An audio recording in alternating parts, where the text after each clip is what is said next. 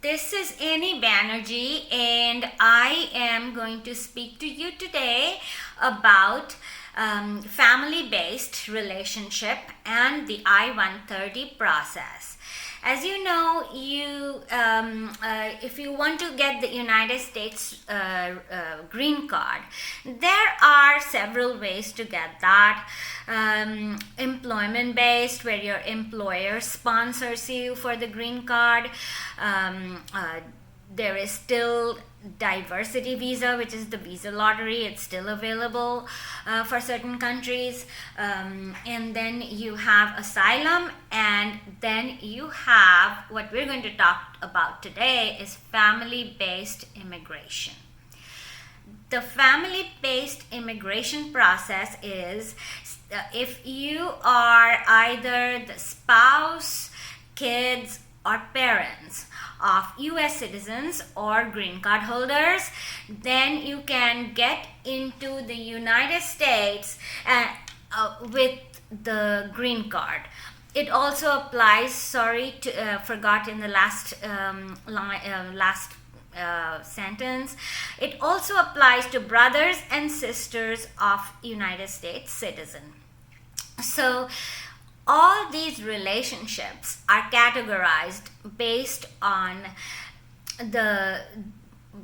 two factors, actually: whether the person is a green card holder or a citizen, and the relationship. The preference system for you as citizens' spouses, they are actually in the top category, and they are not even given preference, i.e. they can always come into the United States and adjust for status. Bear in mind, it has to be a valid relationship, valid spousal relationship. But if a United States citizen comes in and marries somebody, goes to some other country and marries somebody from there, or marries somebody who's here in the United States, they can adjust, they can file for that person. The only thing that the wife or the husband, the spouse, does not need to be in any valid status, but they would have to enter on a valid status.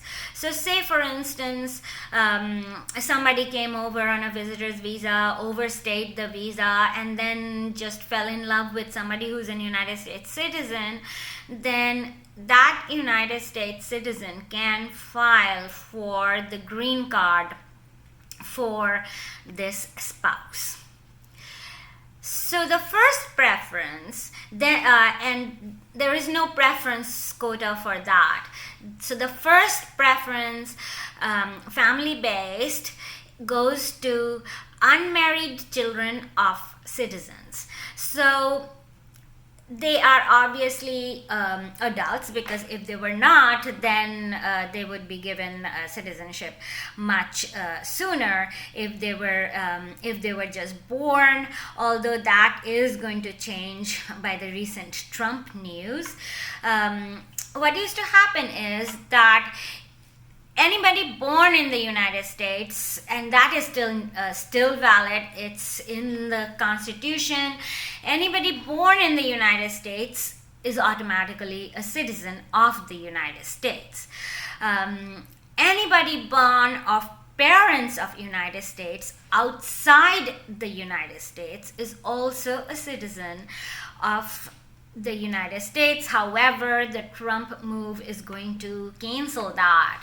This means that, say for instance, Mr. Ted Cruz, he was born in Canada to United States citizen parents.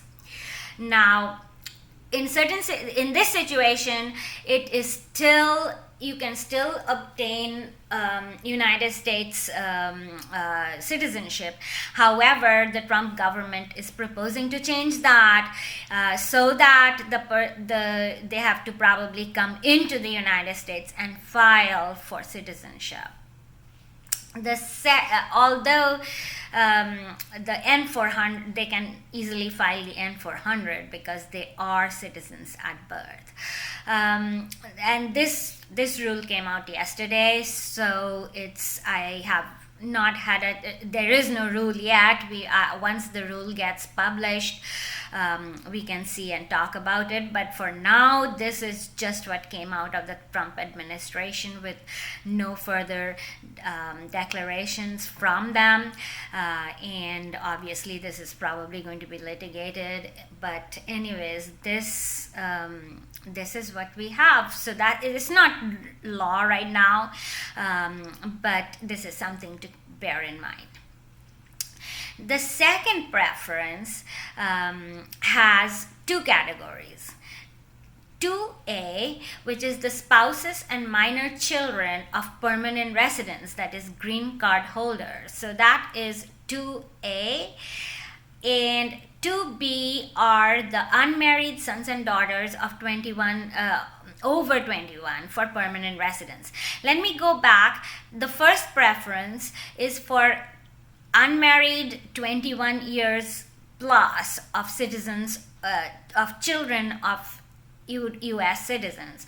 So say for instance, a parent comes from Canada and becomes a citizen here, and the kids are still working in Canada. They are over 21, so let's say they are 26. Let's say they're working as a lawyer in Toronto, and they find that they would rather become lawyers of United States. I don't know why they would, but that is, let's just, in my hypo, they would. So they can, the U.S. citizen here can file an I-130 petition for their unmarried children over 21 years, for them to get the green card and come to the United States. So that's first preference. Second preference, same deal. 2A is for spouses and minor children. 2B is for unmarried sons and daughters, but these are both for permanent residents, that is green card holders. They are not for citizens. But again, these preferences though can change, and they are changed automatically. For instance, let's say that a green card holder on 2A files for their minor children. Minor children is say 14, and after that, let's say as soon as the child turns about 21, the green card holder becomes a citizen. So then the child will automatically go from second preference 2A to first preference. So because why? Because the permanent resident has now become a citizen, so they will become unmarried children of citizens, and they can get their green card much faster. The third preference is married sons and daughters of U.S. citizens. So say for instance, the same permanent resident who became a U.S. citizen, and say he had a married daughter now. The lawyer who was the over 21 daughter of citizen and was in first preference, now actually marries somebody in Canada and becomes the married sons and daughters. So what happens? That person will go from first preference to third preference, which will take a little bit longer, but again, it is still available. The government doesn't say no to marriage. And the fourth preference, which takes about 12 years, is for brothers and sisters of United States citizens.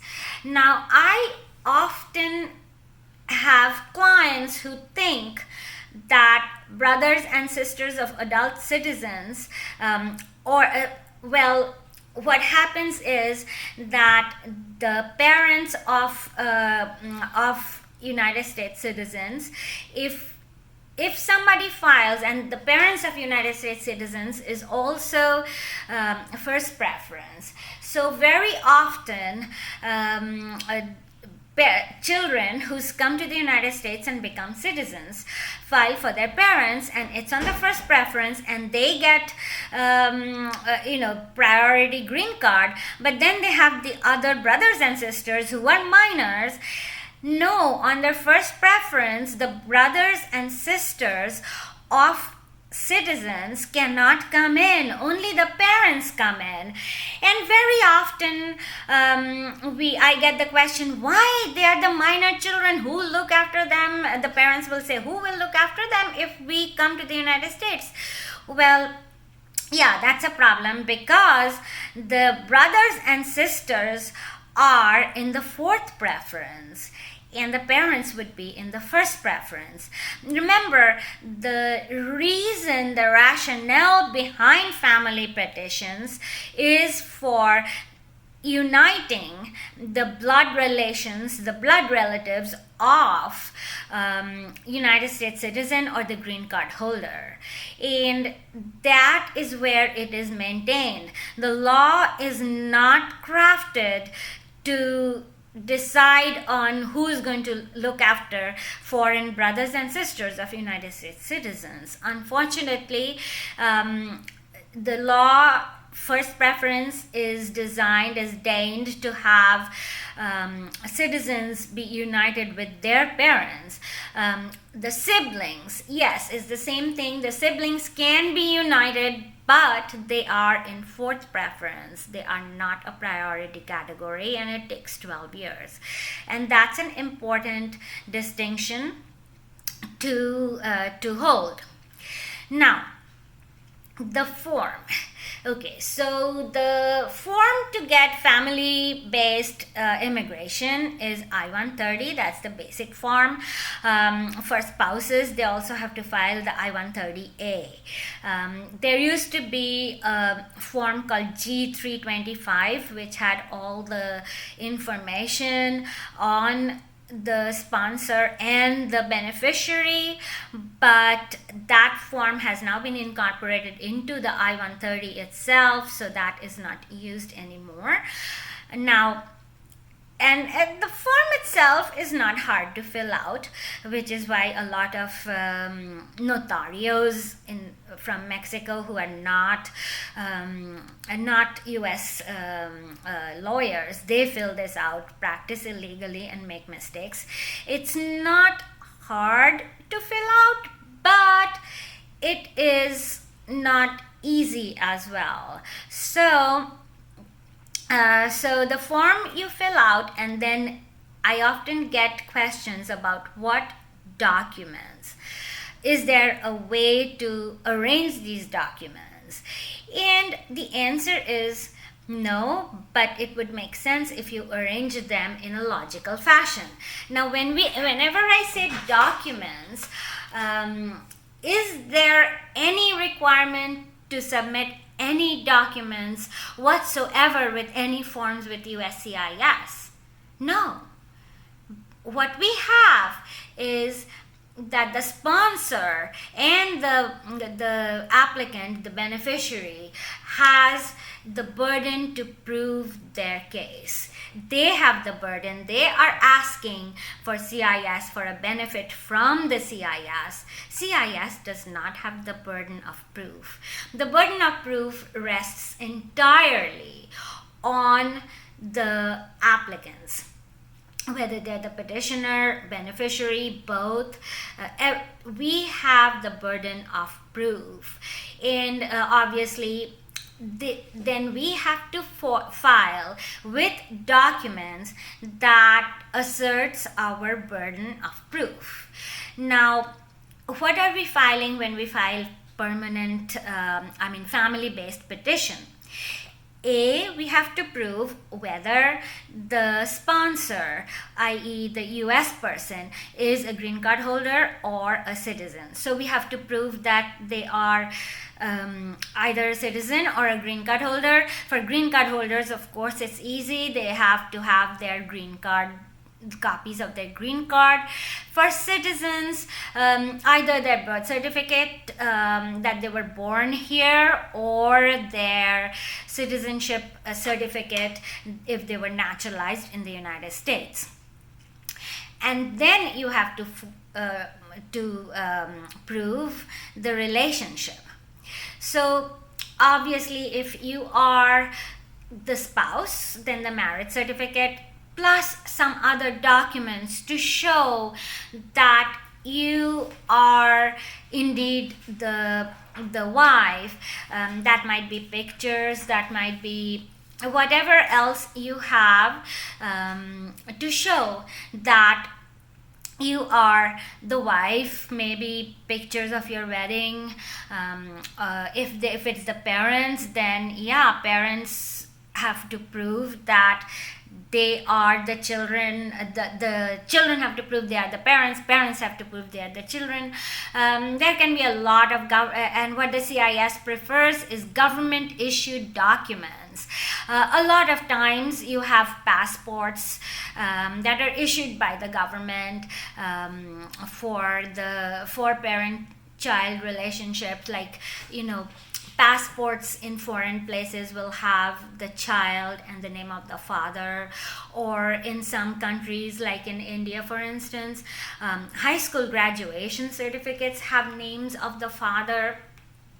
And then there are things like ID cards from some countries. They will have all the families named together.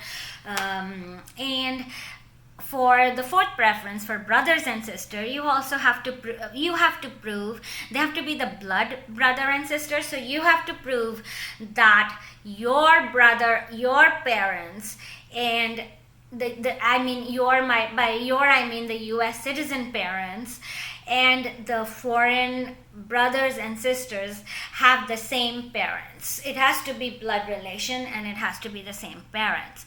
And of course, if there are, because these are all blood relatives, you can also have DNA testing to prove that you are indeed brother and sister, or parent and child. With the way United States is going now with proofs, I think that's probably going to be the only remaining proof, because officers don't seem to buy anything else. So those are the proofs you need. Basically, parent-child, or husband-wife, or the US citizen, or children, or brothers and sisters, and the US citizen or green card holders status. And you can arrange it anywhere, any way you want. I usually arrange it where we prove the status first, because the status document is not hard. It's only the citizenship certificate or the green card holders, and then I would put in all the documents that show the relationship. Thank you.